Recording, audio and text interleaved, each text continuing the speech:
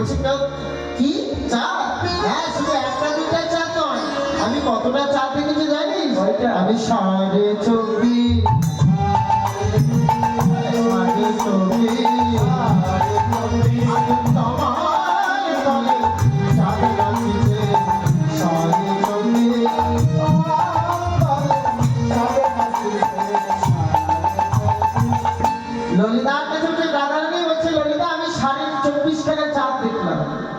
ললিতা বলছে রাধে তুই তো 24.5টা চাঁদ দেখেছি, আমরা যে 25টা চাঁদের কথা জানি। বলছি তাই? ললিতা বলছে রাধে তুই একবার তোর চাঁদের কথা বল। 24.5টা। গোবিন্দকে কত কলায় পরিপূর্ণ করা হয়েছিল? 16 কলায় পরিপূর্ণ করা হয়েছিল। এই চাঁদের কিন্তু আবার কলঙ্ক আছে না? কি কি? এক হচ্ছে অমাবস্যা, আরেকটা না পূর্ণিমা নয়, আরেকটা গ্রহণ, চন্দ্রগ্রহণ হয় না চাঁদের। এই দুটি দিয়ে চাঁদেরও কলঙ্ক আছে। তার জানিস না আমি 24.5টা চাঁদ দেখেছি। কোথায় কোথায় দেখেছি জানিস? স্বচ্ছ আমার গোবিন্দের চরণ কমলে 10টি নখ ছিল। ওই 10টি নখে আমি 10টি চাঁদ দেখতে পেলাম। আর গোবিন্দের যে দুটি হাত, ওই দুটি হাতে 10টি নখ দেখতে পেলাম। এই হচ্ছে 8-10টি আমি চাঁদ দেখতে পেলাম। তাই কটি হলো? 20টি। আর বাকি থাকলো কটি? 4.5টি। জানিস ললিতা গোবিন্দের যে গণ্ড, ওই গণ্ডে আমি আর দুটি চাঁদ দেখতে পেলাম গণ্ডের উপরে। তাই কত হলো? 22টি। আর জানিস ললিতা আজকে গোবিন্দের যে বদনখানা, ওই বদনখানা আর একটি চাঁদ দেখতে পেলাম। ও আর কি দেখবি বল? বলছি জানিস আজকে গোবিন্দের যে ললাটে তিলক ছিল, ওই তিলকের মাঝে একটা বিন্দু ছিল, ওই বিন্দুর মাঝে আমি আর একটি চাঁদ দেখতে পেলাম। আর কি দেখলি? বলছে হ্যাঁ, আর অর্ধেক চাঁদ কোথায় দেখলি? আর অর্ধেক চাঁদ কোথায় দেখেছিস? সহ ওই দেখ অষ্টমী তিথিতে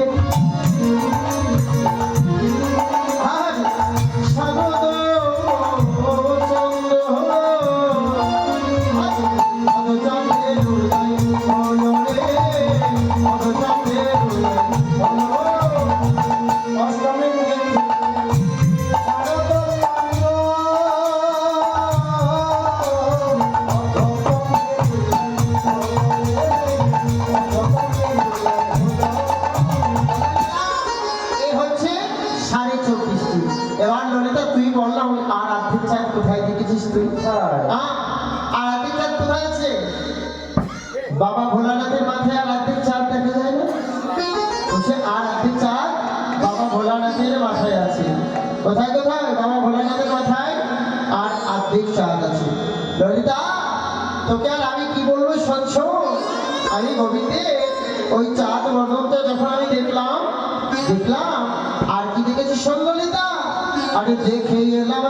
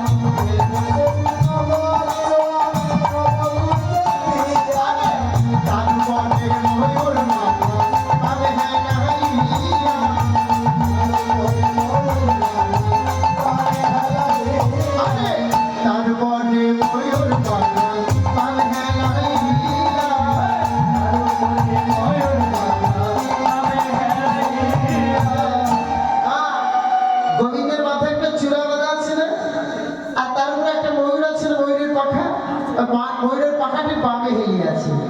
এখন মাথার চূড়া আর গোবিন্দের চরণের নুপুর, এ দুজন দ্বন্দ্ব বাঁধিয়েছে।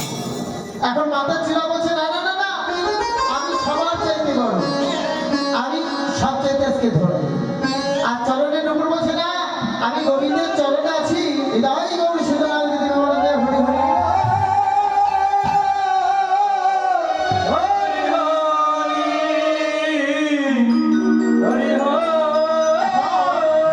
গোবিন্দের চরণের যে নুপুর, এখন নুপুর বলছে না না, আমি গোবিন্দের চরণে আছি, আমি সবার বড়। দেখবেন এই জগতে যারা অহংকার ব্যক্তি হয় তারা কিন্তু একটু উপরেই থাকে। তা এখন চরণের নুপুর আছে চরণে, আর মাথার নুপুর উপরে।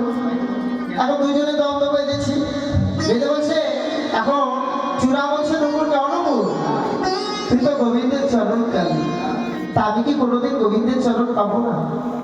নুপুর বলছে শোনো, তুমি পাবে কিনা জানি না, শুধু এইটুকু বলতে পারি, যেদিন রাধারানী অভিমান করে যেদিন বসে থাকবে, সেদিন তুমি যেদিন ওই রাধারানীর চরণ করে যেদিন ক্ষমা চাইবে, সেদিন ওই রায় পরশে ধন্য হবে, রায় পরশে ধন্য হবে, রায় পরশে ধন্য হবে, রায় পরশে ধন্য হবে, চূড়া যেন ধন্য হবে, রায় পরশে ধন্য হবে, ধন্য হবে, রায় পরশে ধন্য হবে, চূড়া যেন ধন্য হবে, রায়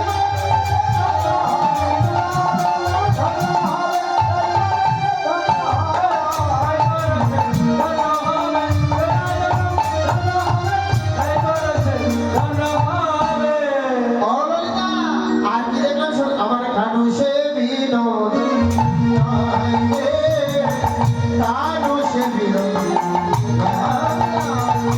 সে বিনোদ নাই রে, কানু সে বিনোদ নাই।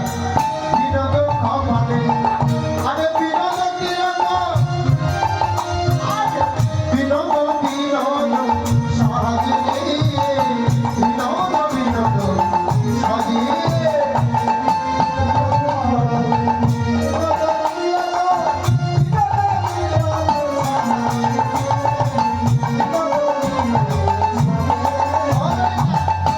কি দেখলাম জানিস? গোবিন্দের ললাটে বিনোদ দেখলাম, এই যে বিনোদ কপালে বিনোদ দিল,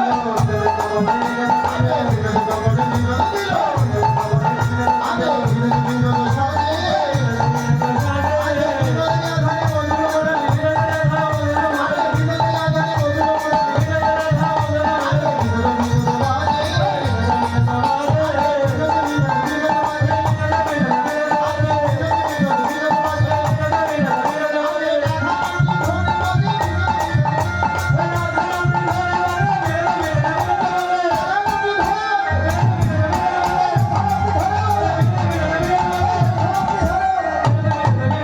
আরে হরি হো। তাই আজকে এখন মাথা গোবিন্দের অধরে একটা মধুর মুরলি ছিল, এই মধুর মুরলি আজ বিনোদ বিনোদ হয়। ও বাসি, তোর গতি এটাই হবে, কোনটা জানিস? আগত কলিযুগে তোর নাম হবে, তুই হবি, তুই নরকুলে তোর জন্ম হবে, নাম হবে তোর বংশী বদক দাস গোস্বামী। এই নাম ধরে তোর এই নামে রচিত হবে পদ পদাবলী কীর্তন।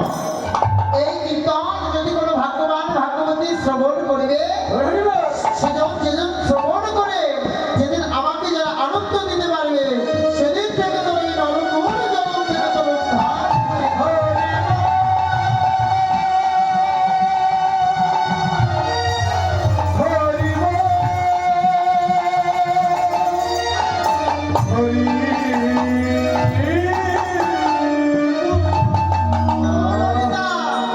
আর কি দেখলাম জানিস? শোন শোন, আজকে বিনোদ বলে হে বিনোদ বলে, বিনোদ বলে হে বিনোদ বলে, বিনোদ বলে হে বিনোদ বলে, বিনোদ বিনোদ হলে, বিনোদ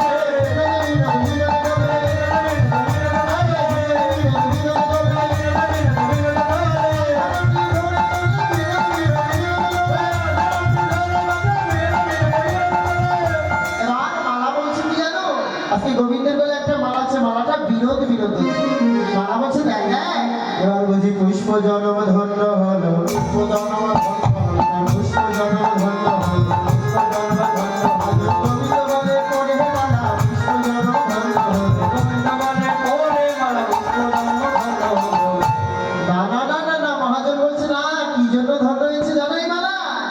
এ মালা যে গেঁথেছে তার হাতের গুণে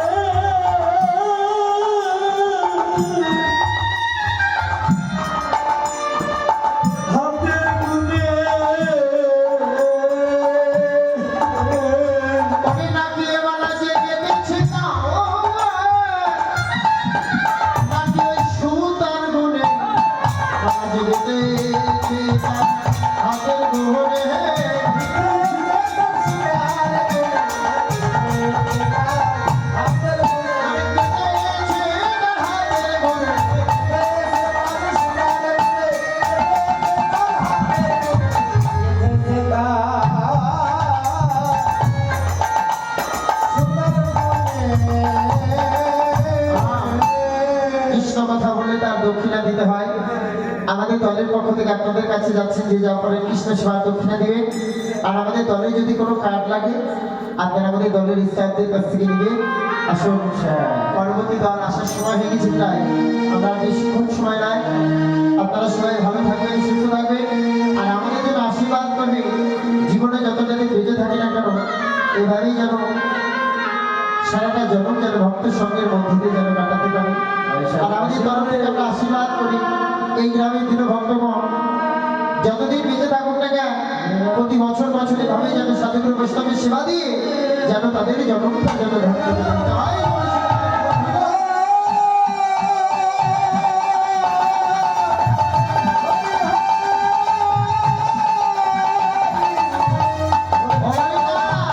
আমি আর কি দেখলাম, আরে কালিয়া বরণ খালি চন্দনীতে মাথা,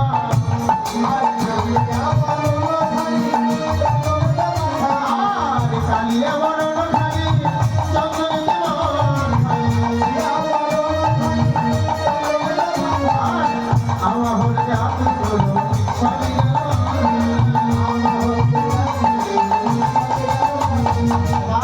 এতক্ষণ আজ গোবিন্দ সবাই কৃষ্ণ কথা আলাপ করেছিলেন।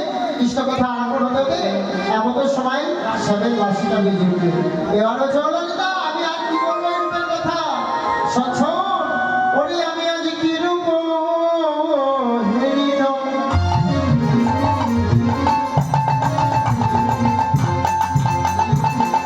আমি মধুর মরতে কীর্তি রসের নদীরে, কীর্তি রসের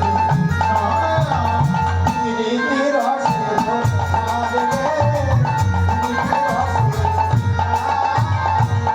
আরে হেন লাই মনে আরে ভুবনে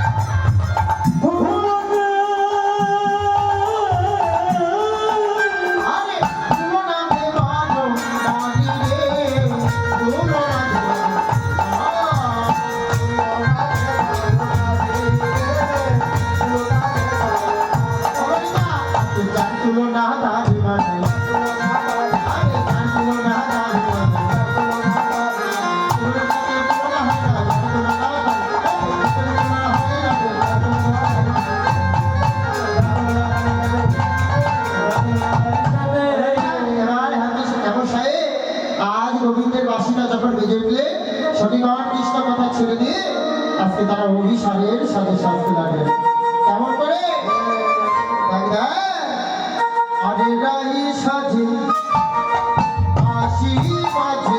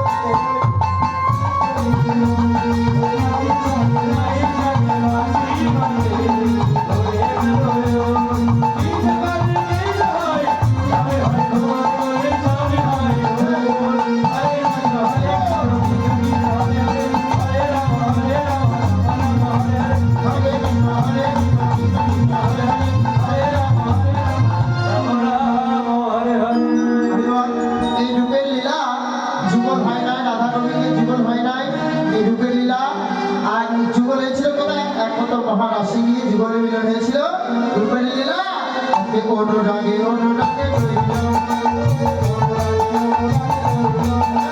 অনুরাগে অনুরাগে রইল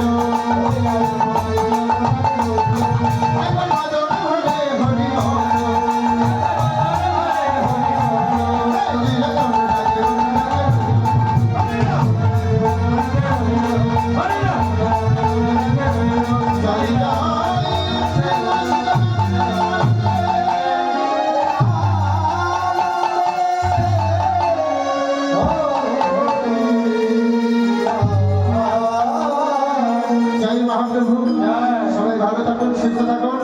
এই পরবর্তী আমার শ্রদ্ধেয় দিদি রুনা দাস, তিনি আসছেন আপনাদের মাঝে। মহারাজ, এই দাস কিন্তু সবার ভাগ্যে হয় না। আজকে আমি কিন্তু প্রথমেই বলেছিলাম পাকা আম কিন্তু গোবিন্দ সেবায় লাগে। এখন আপনারা পাকা আম, যারা কাঁচা আম তারা বাড়ি চলে গিয়েছে। এখন আপনারা সবাই ধৈর্য সকলে থাকুন। তার বদল থেকে রাজ শ্রবণ করে সকালে স্নান করে ওই যে জলে ডুব দিতে বলছিলাম, ডুব দিয়ে তারপর বাড়িতে যাবেন। রাধে রাধে, হরি বল। ঠান্ডায় পড়বে না, বেশি ঠান্ডা পড়ে নাই।